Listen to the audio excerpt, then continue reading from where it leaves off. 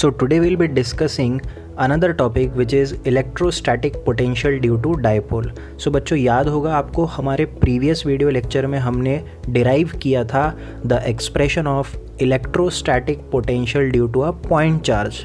अब यहाँ पर हम एक्सप्रेशन डिज़ाइन करेंगे for electrostatic potential due to two equal and opposite charge pairs also called as electric dipole.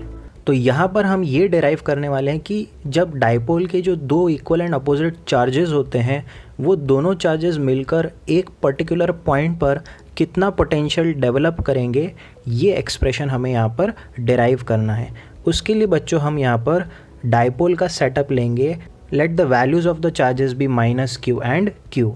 अब हम एक रैंडम पॉइंट लेंगे, एक आर्बिट्ररी पॉइंट लेंगे जो ना एक्चुअल पॉइंट है ना इक्वेटोरियल पॉइंट है. Correct. So let us take a point P which is neither actual nor equatorial. बहुत ही जनरल पोजीशन है इस पॉइंट P का, और इस पॉइंट P पर हमें इलेक्ट्रोस्टैटिक पोटेंशियल का एक्सप्रेशन डिराइव करना है. लेट अस से this point P is at a distance r from the center of the dipole and making an angle theta with the axis of the dipole. At the same time हम कह सकते हैं कि जो हमारा negative charge है वो हमारे पॉइंट P से r1 की दूरी पर है और पॉजिटिव चार्ज के रिस्पेक्ट में r2 की दूरी पर है. So we consider an arbitrary point. Arbitrary का मतलब है very general point which is not a specific point which is neither actual nor equatorial which is at a distance r from the dipole and it makes an angle theta with the dipole axis. अब हम यहाँ assume करेंगे बच्चों कि हमारा point P क्या है, एक फार पॉइंट है. ओके. सो हमारे डेरिवेशन में हम यहाँ पर कुछ अप्रॉक्सीमेशंस यूज़ करने वाले हैं. हम एज्यूम करने वाले हैं कि हमारा पॉइंट P क्या है, एक फार पॉइंट है. ओके. अब इस पॉइंट P पर let us find the expression of potential developed by both the charges of the dipole. So obvious ही बात है बच्चों कि यहाँ पर एक नेगेटिव चार्ज इस पर्टिकुलर पॉइंट P पर अपना पोटेंशियल क्रिएट करेगा और साथ ही साथ पॉजिटिव चार्ज भी इस पर्टिकुलर पॉइंट पर अपना पोटेंशियल क्रिएट करेगा. उन दोनों पोटेंशियल्स के हम एक्सप्रेशंस लिख सकते हैं बिकॉज हमारे प्रीवियस वीडियो लेक्चर में हमने ऑलरेडी देखा है कि the potential developed by a single point charge is V is equal to KQ by R. So हम उस प्रीवियस वीडियो लेक्चर के फॉर्मूले का यहाँ यूज़ करेंगे and we will say that the potential developed by our positive charge plus Q at point P will be VQ is equal to KQ by R2.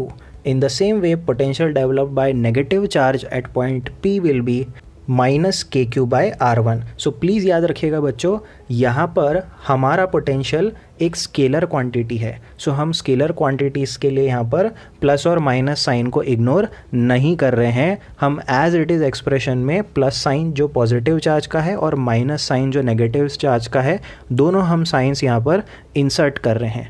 Unlike this, हमारे previous chapter में हम जब electric field का net effect निकालते थे तो हम electric field bye positive charge and electric field by negative charge का एक्सप्रेशन हम सिर्फ मैग्नीट्यूड में लिखते थे. लेटर ऑन हम उसे पैरेललोग्राम लॉ लगाकर रिजॉल्व कर वेक्टर रूल्स एंड में अप्लाई करते थे.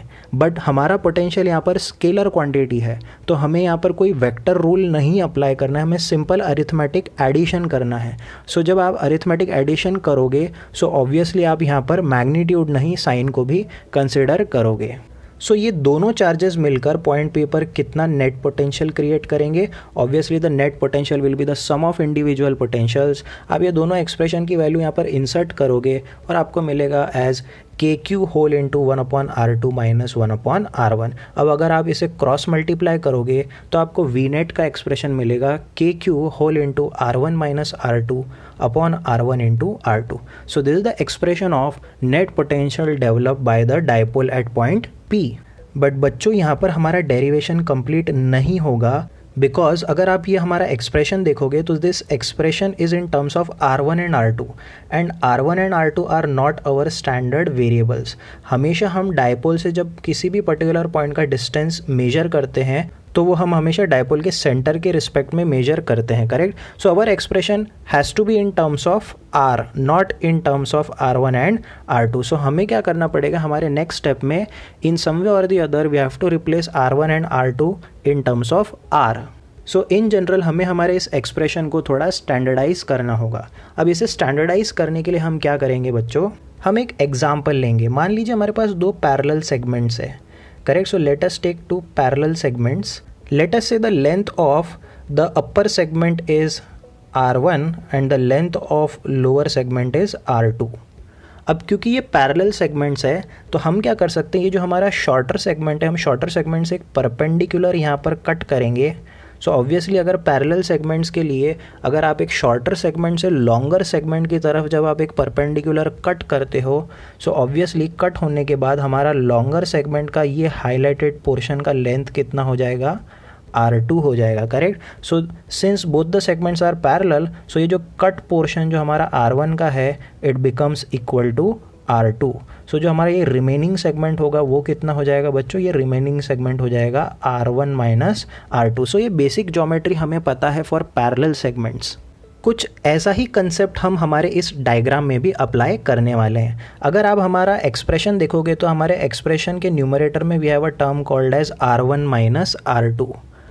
क्योंकि हम एज्यूम कर रहे हैं हमारा पॉइंट भी एक फार पॉइंट है, so we approximate R1 and R2 to be almost parallel to each other.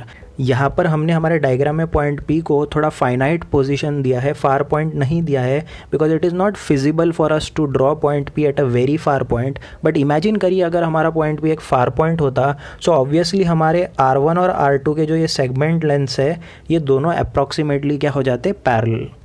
सो हम क्या कर सकते हैं बच्चों, R2 जो कि हमारा एक कंपैरेटिवली शॉर्टर सेगमेंट है, यहाँ से हम R1 की तरफ एक परपेंडिकुलर बाइसेक्ट करेंगे। So once you bisect R1 with respect to R2, so आप देख रहे हैं परपेंडिकुलर बाइसेक्शन किया है। सो ऑब्वियसली ये जो लेफ्ट ओवर पोर्शन है ये क्या हो जाएगा, हमारा R1 माइनस R2 हो जाएगा। सो इस डायग्राम में हमें R1 माइनस R2 का टर्म मिल रहा है which is the segment length as shown in the figure, correct। so this is our R1 minus R2। so हमारे इस डायग्राम में हमें R1 माइनस R2 का ये हाईलाइटेड पोर्शन मिल चुका है जो कि हमारे इक्वेशन के न्यूमरेटर में अवेलेबल है। इन सम वे और दी अदर हमें R1 माइनस R2 को स्टैंडर्डाइज करना होगा, correct. So right now we are targeting the numerator part of our formula, then we will target the denominator part of our formula. हाल फिलहाल हमारे इस diagram में हमें R1 माइनस R2 का सेक्शन मिल चुका है। अब क्योंकि बच्चों हमारा पॉइंट भी फार पॉइंट है, तो जो ये हमारा R का जो डिस्टेंस है डायपोल से, ये एक्सिस के साथ जो एंगल बना रहा है वो है थीटा। ऑब्वियसली हमारा ये R1 वाला जो डिस्टेंस है, ये जो सेगमेंट लेंथ है, ये भी एक्सिस के साथ ऑलमोस्ट क्या एंगल बनाएगा, थीटा बनाएगा, करेक्ट। क्योंकि हमारा पॉइंट P क्या है, फार पॉइंट है। सो अप्रॉक्सीमेटली दोनों तरफ हमारा एंगल थीटा का ही सबटेंड होगा। So let us highlight the angle which is theta made by R1 with respect to the axis of the dipole. जो हमारा डायपोल का जो एक्सिस का लेंथ है वो ऑब्वियसली आपको पता है वो कितना है, 2a है, correct. Now you observe this particular triangle as shown in the diagram. इस ट्रायंगल के लिए आप क्या कर सकते हो, cos थीटा अप्लाई कर सकते हो, okay. So from figure once you apply cos theta you get cos theta is R1 minus R2 by 2a such that आपको मिलेगा R1 minus R2 is equal to 2a cos theta. So आप देख सकते हो R1 minus R2 को हमने standardise कर दिया है, correct. 2a is the dipole length, standard variable है। cos थीटा जो है यहाँ पर आप देखोगे theta is the angular position of our point P, so ये भी स्टैंडर्ड वेरिएबल है। अब बारी आती है हमारे डिनोमिनेटर पार्ट की, R1 into R2। So we know that since our point P is a far point, we can say that R1 into R2 is approximately equal to R square. So obvious ही बात है क्योंकि हमारा point P एक far point है तो there will be not much difference between R1, R and R2, correct? So we can approximate R1 into R2 equal to R square, okay? सो इस तरह से हमने हमारे डिनोमिनेटर पार्ट को भी स्टैंडर्डाइज कर दिया। अब ये जो दोनों एक्सप्रेशंस है हम हमारे वी नेट वाले फॉर्मूला में इंसर्ट कर देंगे और हमें वी नेट मिलेगा as follows, V net is equal to K Q whole into 2a cos theta by R square. अब बच्चों आपको पता है 2a इंटू क्यू होता है हमारा dipole moment P, so we can finally write V net as kp cos theta by R square and this is our final expression of potential due to a dipole at any given point.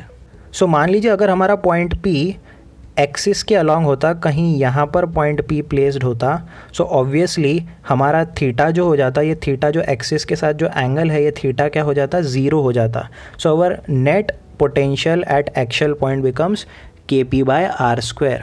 और अगर हमारा point P किसी equatorial point पर होता, correct 90 degree पर होता, तो हमारे थीटा की वैल्यू क्या हो जाती, 90 हो जाती, और हमारा इक्वेटोरियल पोजीशन पर नेट पोटेंशियल क्या हो जाता, 0 हो जाता, because cos 90 is 0, correct. So आप देख रहे हो हमारा potential due to dipole is 0 at equatorial point and is maximum at the actual point. Okay, so actual point पर थीटा 0 है, so our V net becomes maximum as kp/r², और equatorial point पर हमारा थीटा 90 है, सो हमारा V net हो जाता है 0। So now there is a difference between potential due to a dipole and due to a point charge. अब जैसा आप देख सकते हो, आपको पता है कि potential due to point charge का फॉर्मूला क्या होता है, v = kq/r। सो हमारा फर्स्ट डिफरेंशिएटिंग पॉइंट क्या होगा, the potential due to a dipole depends not just on r but also on the angle between the position vector r and the dipole moment vector p।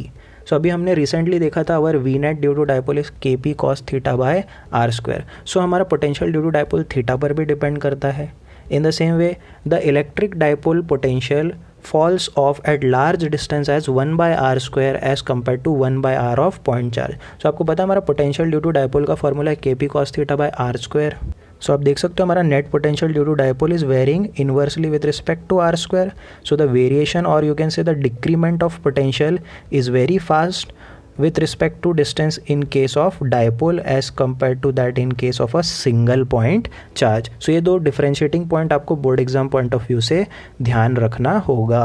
सो पहला point है potential due to dipole depends upon theta, potential due to charge point charge does not depends on theta, and the second difference is potential due to dipole varies with 1/r² and potential due to point charge varies with 1/r। So this is all about potential due to dipole. In the next video lecture, we'll come up with problems based on electrostatic potential.